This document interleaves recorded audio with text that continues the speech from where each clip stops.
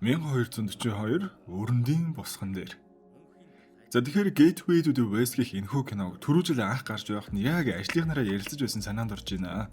Тэгээ тухайн үед үзэх боломж хизээ гарах юм бол доо гэж бодоод өнгөрч байсан бол ашгүй сайн нэг юм боломж нь гараад үзвэ.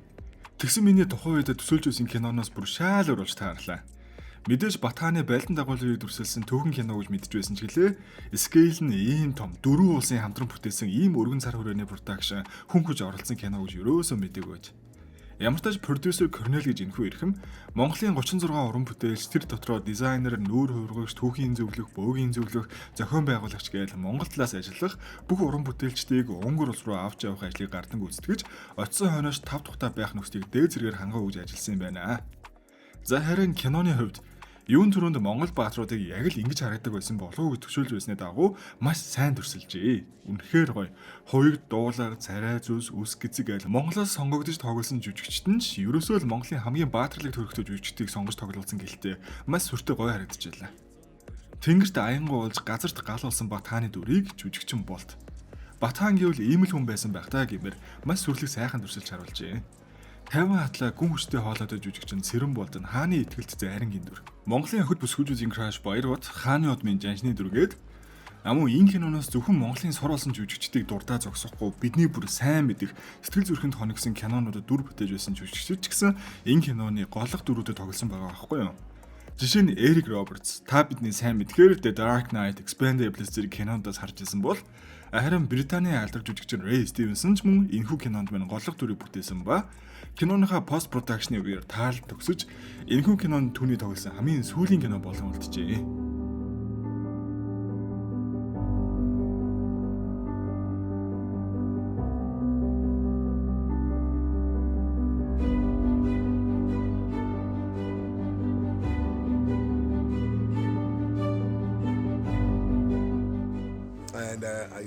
I love history. This was just so rich, and I had a secret hope that I was going to go to Mongolia. But yeah, I've had a great time so far. It's halfway through my last day. So.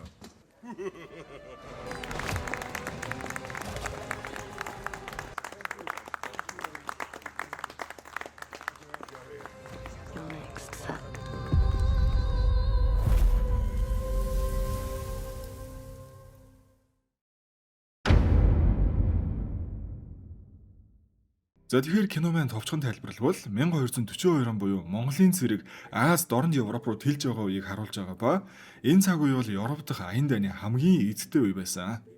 Батхан болон Сүбэдэ жанжин нарын удирдсан гол арим Өнгөрийн Байла хааны армийг бүрэн гацааж Өнгөрийг эзлэн авсан. Монголын довтлогоо Өнгөрийн хүн амын нэлээд хувийг устгасан байна. Хаан нь зогчглаа. Кино маань Батхааны цэрэг Өнгөрийн армийг бут нэргэж цайзд нь гацааж буй энэхүү дүрслэлээр эхэлж байгаа. Энэ л цайзыг эзэлжгүй цаашлаад Европыг тэр чигтний эзлэх нь эргэлзээгүй юм. За тэр ууртай хөмсгөө зангидсан баг зэргийн зэрлэгдүү ааш авир дүр төрх нь ямар ч гадаад хүн хараад дагжин чичрэхээр айц үүс мэдрүүлэн Монгол төрх Батхан. Гэхдээ өстой ингэж дүрслэмээр дээ. Эстергом цайз дотор сумаар бороо орж байна уу л гэлтэй. Үүмэн самун, үхэл хагцал, цайзын дотгош ам гаргаж хичээх, гүйлдэх арт түмэн. Энэ дунд аль чадхаараа л ингийн ридийг аварчих санаатай үзээд байгаа энэхүү санваартан байна. Даанч энэ авралгүй гэмээр нөхцөл байдлаас өөрөө амиа авч гарч байгаа нь баг их юм штэ. Ингээ энэ иргэд нь ам гарч гээл хөрхий цайзын дотгошоо зүгтаагаад байгаа байхгүй юу? Тэгсэн дотгош нь оруулахгүй үүдээ цоожилчдаг нас. Угаасаа дотгошоо өмнө самуун дигдэн гээл хүн ардаа бүгдийг нь аварч чадахгүй гээл бүр хааж байгаа юм шиг байна. Харин манай саяын санваартан байна ямар тааж ороод амжиж. Аварч явсан хүн мөн байхгүй аливжуу тэнгэртээ дэвшсэн байх жишээ нэ. Гэ бүр алуулж байгаа мөө энд. Энэ үеэр энд нэгэн чухал дүр танилцуулагдж байна. Ромоос ирж буй илж төлөөлөгч. Эндхийг аврахаар ирж байгаа юм байна л за. Уг нь амар их цэрэгтэй ирэх болов гэж хүлээж байсан чинь ирснээ шууд удахгүй бууж өгөхөд бэлдээл гэж авсан. Дагаар орох санаатай байгаа мó яг яах гээд байгаа нь одоогоор мэдэгдэхгүй л байна. Энэ цайзыг 3000 орчим хүн л хамгаалж байгаа бөгөөд Монголын цэрэг арим энээс даруй 20 дахин их. Энэ цайзтай энэ чигээрээ байлаа л гэхэд цэвэр ус дуусна, өвчин тахал гарна. Дайны талаар мэдлэг гүч гэлээ. Энэ цайзтай бүглээгээд монголчуудыг ялах ямар ч боломжгүй гэдгийг бол мэдхийн дээр мэдэж байна. Тэгэхээр амиа авч үлдэх ганц арга нь нэрэл бууж өгөх юм уу да. За харин нөгөө талд Монголын их зэрэг цайзын гадна талыг хэдийнэ өөрсдийн болгоцсон. Одоо цайзыг эзлэхэл үлдээд байгаа. Гэхдээ бас энгийн ирээдийг нь юучгүй устгахчий гэж бодохгүй уг нь энхийн аргаар л үзчмээр байгаамаа. Манай цэрэн бол жүжигчний тоглосон зайргийн дүрч уул усыг хэлгнүүлэхэд цэрлэх хэрэгтэй гээл манай монголчууд хэдийнээс л байгальтайгаа ойрхон онгод тэнгэрийн дуудлагыг ямагт сонсдог дээдэлдэг байсныг шаруулж байгаа. За ямар ч тач Батхаам санаа чилэрхэх зүйлтэй л байгаа болтой хар дараа бүр унтаж чаддаггүй. Тэгсэн яалчгүй л маш том асуудал гарч. Дорны их наран жаргаж их хаан өгөөдөө таалт өгсөн мэдээг дуулж байгаа нэ.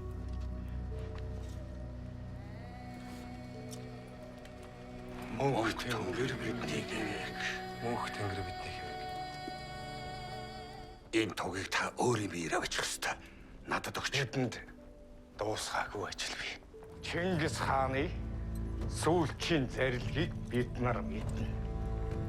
Энэ бол эцсийн далайд хүрэх. Ингээ их хаан таалт өгсөн ч гэлээ дараагийн их хааныг сонгох хүртэл энэ мэдээг чандан нь услах хэрэгтэй л болж байгаа. За тэгээ мэдээж энд асуудал гарнаа. Батхан бол энд удирдах байгаа хүн учраас буцахгүй их шийдвэрийг гаргах хүн.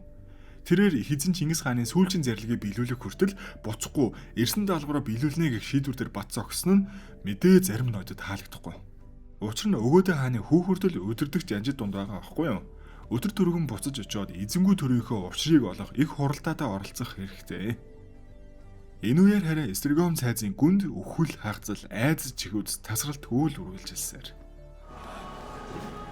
Хөө минь хаан хүн. Тэрний сурах байна уу?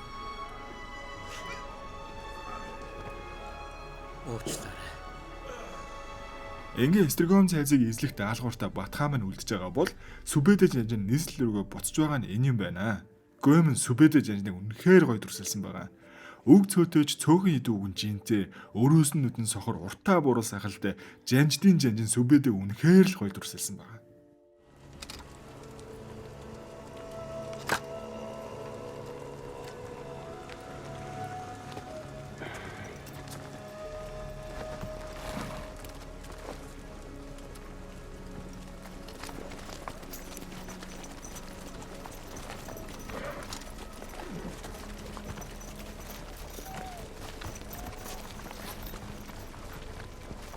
За кинороо буцаа ороход энэ үед нь бас цагаан сарын шинэ нэгэнд харж байгаа юм байна л да. Их хаан таалт өгсөн учраас тэмдэглэхгүй байгаа зүй ёсны хэрэг гашуудах учиртайж энэ мэдээж тэдний одоогийн даалгавартай сүргэлдэх учир цагаан сараа тэмдэглэхээр зарлиг буулгаж байгаа нь энэ юм байна. Харин мэдээж энэ зарлиг нь таалагдахгүй хүмүүс ч их байгаа тэр даруй харагдана. Өдөрдөгч хүний шийдвэрт үргэлж хэн бүхэн баяртай байх аргагүй юм да. Их хааныг тэнгэр тайлаад удаагүй байгаад юу н цагаан сар мандаа гэх нэгэн байхад өтөр дөрвөн Эстрэгом цайзыг эзэлжээд буцах хэрэгтэй гэж үзэх нэгэн байна. Уг нь дипломат аргаар л үзээд байгаа шүү дээ. Тэгтэл энэ үед Эстрэгом цайз руу илч явуулсан байна. Илчийн хилж буугаар хүчрхэг бацаан өнгөрчүүдийг цагаан сарын баяртаа өрж байна гэхэн тэр цайзаа орхин бууж өгөх эцсийн боломжийг л өгж байгаа гэнэ л дээ. Энийг нь мэдээ зангаж сэжиглэх хэдийч тэдэн дундаас цагаан сар бол занг биш ээ. Энэ бол ариун ёс. Тэд энэ үерээ зэвсгэж тайлдаг хэмээн хэлэгч дааш түүнийг сонсгоо да. Ямар ч сайхан сэтгэлийн үүднээс урьж байгаа болохоор уг нь инхийн хэлцэр их боломжоо гэж бодох хэрэгтэй л гэдэг байна. Гэвч хитрхи их айсан, хашигдсан мэдрэмжтэй байгаа болохоор яалчгүй шийдвэр гаргахад хэцүү л байгаа бах. Харин энэ ухаалаг санвартны хэлж буйгаар Монгол бол эзэн Чингис хааны үеэс л бууж өгч эвлэрсэн амьд үлдэж эсэргүүцнэр газартайгаа тэгшэрдэг байсан шүү дээ. Урилгыг зөвшөөрч хаантай уулзаж тохиролцох хамгийн зөв сонголт гэлтэй. Дааш тэгээ шийдвэр төрж чадахгүй энэ дундаа л муудалцаад ах юм.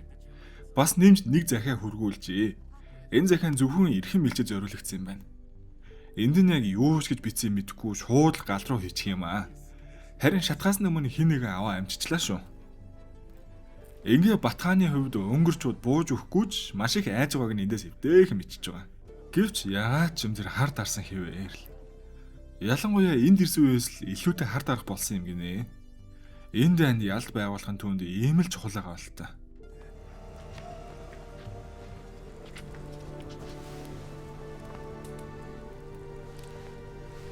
Яг энд бид Эстрэгомыг ясны бэлэг тэмдгийг ойлгох болно. За харин нөгөө талд маань шийдвэрээ гаргажээ. Монголчуудын баяр дээр 2-1 илчээ болгож явуулахар болоод байгаа ба нэгээр нь энэ хүнийг явуулах гэж байгаа юм байна. Гэхдээ яагаад заавал энэ хүнийг гэдгийг сонио. монголчуудын байлдан давуулаас олж гэр бүлээ алдсан битүү үс хонзон болсон хүн очиж яах юм бол доо. Ямар тааж ахаад нэг хүн бас хамт явах ба тэр хүнээс хэн байх нэг сонио. Түүхийнхээ хувьд 1241 оны 12 сард Өгөөдө хаан нас барж Монголын ноёд хар хором руу хуралдаад буцах үүрэгтэй болсон. Уг нь тэрл цайзыг эзэлжүүл гэх бодол. Бүхэл Европын байлдан дагуулалт Монголын гарт.